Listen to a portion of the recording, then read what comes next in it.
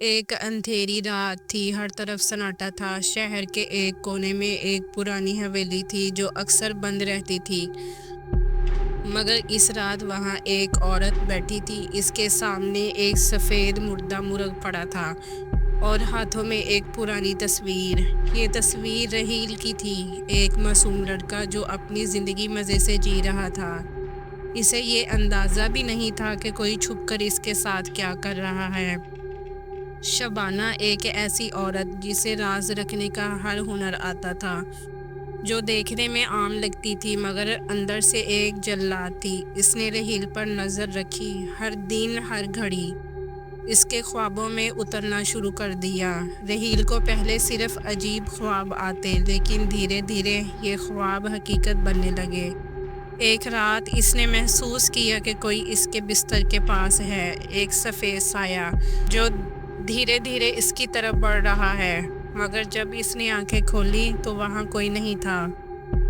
دوستوں نے کہا یہ صرف تمہاری سوچ ہے، مگر پھر عجیب چیزیں ہونے لگی۔ رحیل کے بدن پر نیلے نشان پڑنے لگے، اسے عجیب آوازیں سنائی دینے لگی، اور سب سے خوفناک بات، ہر جگہ اسے ایک جانی پہچانی مسکراہٹ محسوس ہوتی، ایک ٹھنڈی بے جان مسکراہٹ۔ ایک رات جب رحیل نے اپنی الماری کھولی تو وہاں ایک پرانی تصویر ملی۔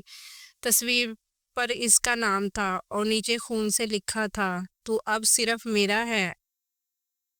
اس رات رحیل نے فیصلہ کیا، اسے یہ سب بند کرنا ہوگا، اور وہ ایک پیر بابا کے پاس گیا جو بتا سکتا تھا کہ اس کے ساتھ کیا ہو رہا ہے۔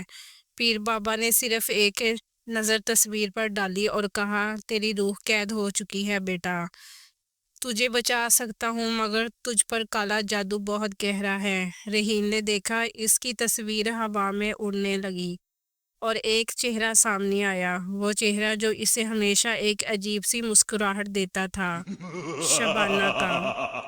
بس پھر ایک چیخ اور اندھیرا۔ رحیل پھر کبھی ویسا نہیں رہا جیسا پہلے تھا۔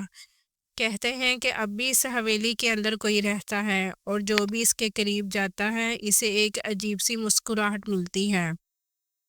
Thanks for watching.